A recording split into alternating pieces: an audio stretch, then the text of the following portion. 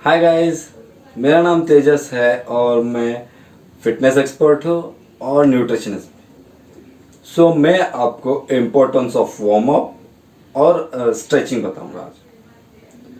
पर इससे पहले एक छोटी सी स्टोरी बताता हूँ। ये स्टोरी है मेरे जिम की, जहाँ मैं काम करता था एज ए फिटनेस ट्रेनर।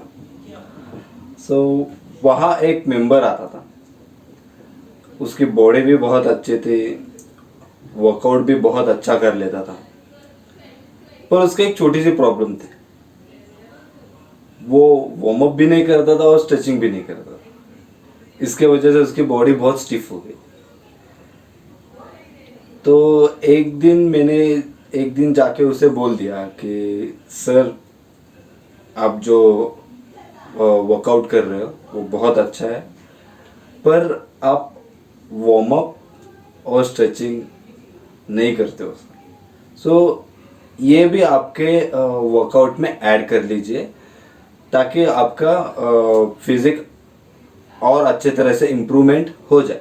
पर उसने बोला कि नहीं सर, मुझे वर्कआउट ही पसंद है, वार्म अप भी अच्छा नहीं लगता एंड स्ट्रेचिंग भी अच्छा नहीं लगता।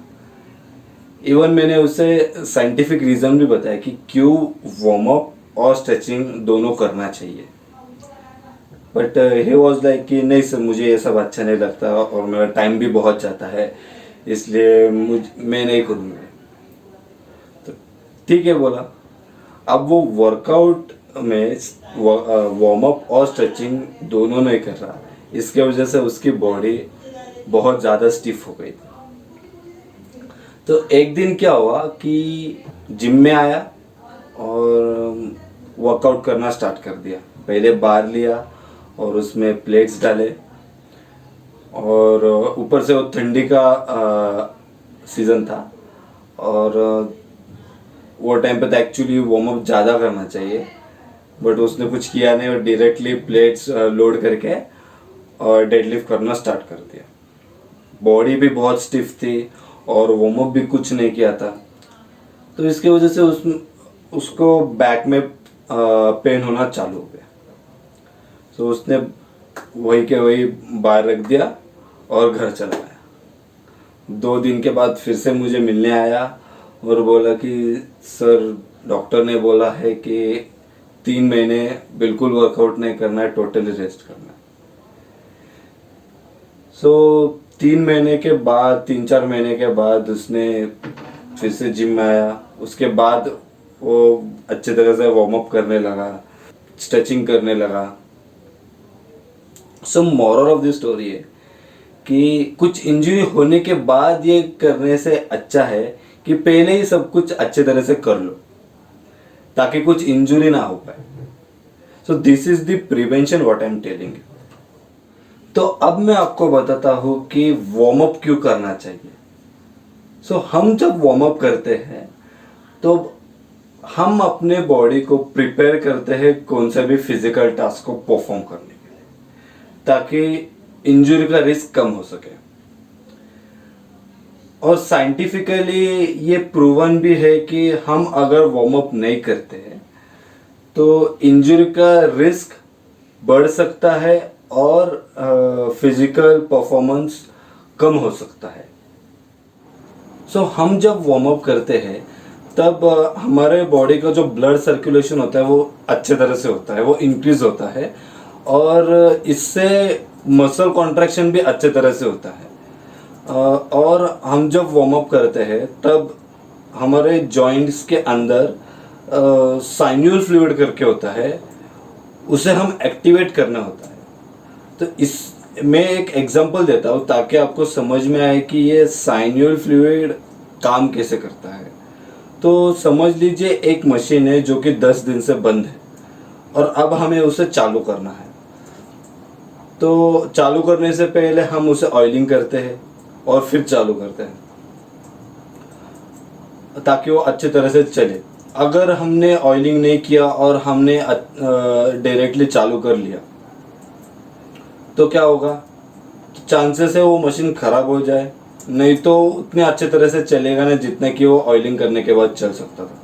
सो सेम थ्योरी हम अपने बॉडी को भी अप्लाई कर सकते हैं, बट इसमें डिफरेंस क्या है कि हमको रोज वार्म अप करना है वर्कआउट से पहले, और जो साइनोल फ्लूइड है उसे हमें एक्टिवेट करना है ताकि हमारा जॉइंट मूवमेंट अच्छे तरह से हो जाए और वर्कआउट के दौरान कुछ इंजरी ना हो। सो अब मैं आपको बताता हूँ कि स्ट्रेचिंग क्यों करना चाहिए। इससे पहले मैं आपको स्ट्रेचिंग के बेनिफिट्स बताता हूँ। वैसे तो स्ट्रेचिंग के बेनिफिट्स बहुत सारे हैं, बट आपको मैं इम्पोर्टेंट वाले बताता हूँ।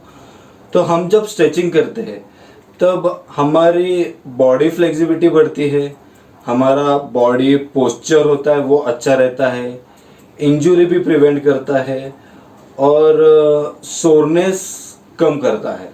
अब ये सोरनेस मतलब क्या है? तो हम जब वर्कआउट करते हैं, वर्कआउट के बाद दूसरे दिन बहुत मसल पेन होता है, तो इसे कम करने के लिए हम जब वर्कआउट करते हैं, वर्कआउट के बाद अगर अच्छे तरह से स्ट्रेचिंग किया सो दूसरे दिन इतना पेन नहीं होता। सो स्ट्रेचिंग के पीछे का साइंस क्या है?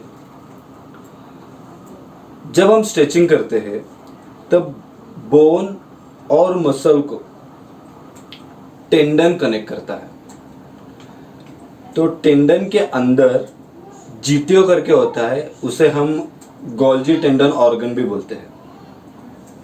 जब हम स्ट्रेच करते हैं तो टेंडन भी स्ट्रेच होता है और जीटीओ एक्टिवेट होता है। तो जीटीओ का काम क्या होता है बेसिकली?